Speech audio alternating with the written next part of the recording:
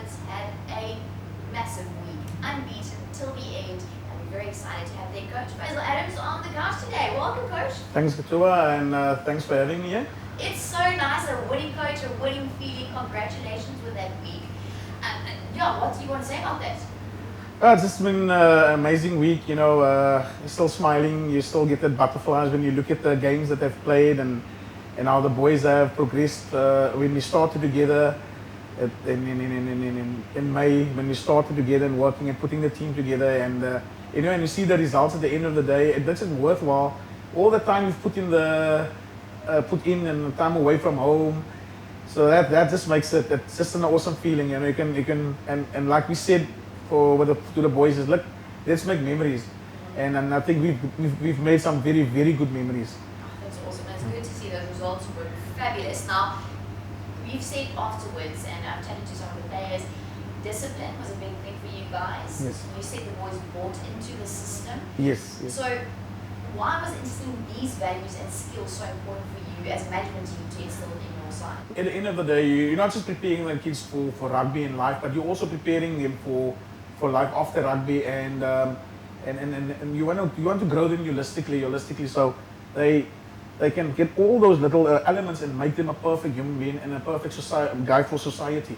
And discipline has always been non-negotiable, because if you don't have without discipline, there's no success. Now, speaking of other team, your team, the management side, someone like Peterson, Clinton, Maritzburg, and your manager Etienne van der Brink were massive in the success. Absolutely. How much did they contribute? And I think without them, they wouldn't be a successful Craven week.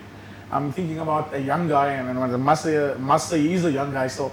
Fellow Peterson, a TP like we call him, brilliant rugby brain, and I think he's one for the future. And then Clinton and myself, we're the older guys in the team, so. And happy with that? We're happy with that, yes. I think the year shows it, and we'll bring that a little bit of experience to that. And then Etienne, the manager, I always say the manager's in charge. I might be in charge when we train and we set out the game, but he's in charge. And he kept us together very, very well. He's a great guy. Kids love him. Yeah. And you always see a smile on his face, and he always has something positive to say. So that was massive for us. Shout out to you guys. Yes. But without those guys, I don't think we would have been so successful. The team would have been so successful. It was a team effort. It was a family effort, and everyone brought his little pieces together. There we go. Now, I'm not sure everyone knows this about Craven Week, but the kids, or the boys rather, they don't spend a lot of time together leading up to the Craven Week. So, having an unbeaten side, obviously it worked. So, how did you manage to quickly get them to trust each other and work together on the field? Most of these boys played together as a unit, and what made it work for us is that we started off actually with one of our first sessions we had when the team was selected, with a speed dating session. Ooh. Yeah, so the guys had 30 seconds just to chat each other up, and to get to know their boyfriends. to get to know their boyfriends. So, and that helps. Putting them together was I don't think it was that difficult. Like I said, they can play rugby, but the main thing was just to gel them together and let them believe in what we would like to achieve, and everyone bought into that, and that makes the success of the team in a short space of time. Yeah. And so it's all credit to speed dating, eh? Yeah, speed dating. Take notes. Yes, speed dating helps. It helps. Okay, so we've talked about this, but the Western Province had two teams in the main league of the Yes. and one in the academy. So it's safe to say that the Western Province has a lot of depth right here. So in saying that, seeing that talent at Craven Week in Western Province, how do we keep those guys in the system? It is difficult because we don't have the right to, or there's no more where you can contract 15 juniors or 20 juniors to under 19, because there's no under 19 competition.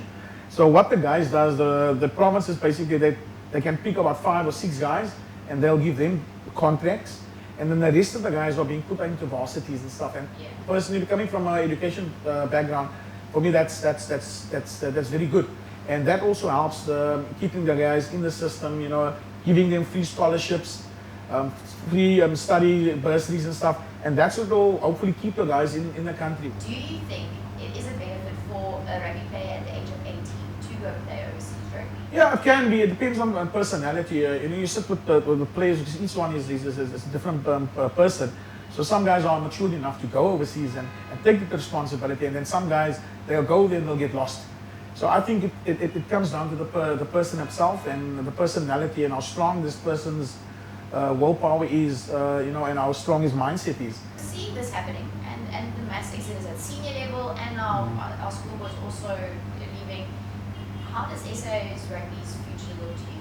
There's a bright future, there's a lot of talent, there's a lot of guys, and the more exposure schools rugby get, and the more exposure the Craven Week or the Youth Weeks get, the more we'll see those boys coming through. There's a lot of boys out there that wants to play, and I'm actually happy that the Western Province got 4 teams, because the 4th team is made up of the smaller teams, guys from smaller schools, and they have the respect, more respect now to play for that group jersey.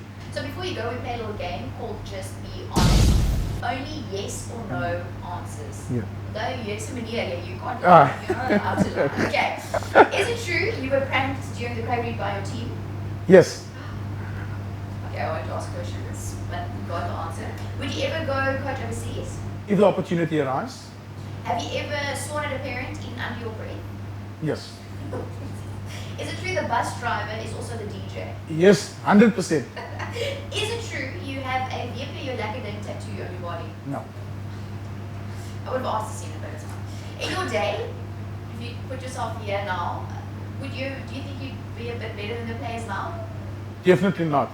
Skills level, yes, I was a bit big and slow, but not with skill levels. Coach, thank you so much for being honest. There we go. Thank you so much, and good luck with the future. And we look forward to another strong Western Province. I know it's like long into the future, but we look forward to another strong Western Province showing next year. Yes, thank you, Katua, and thanks for inviting me. Thanks for joining us on the couch today.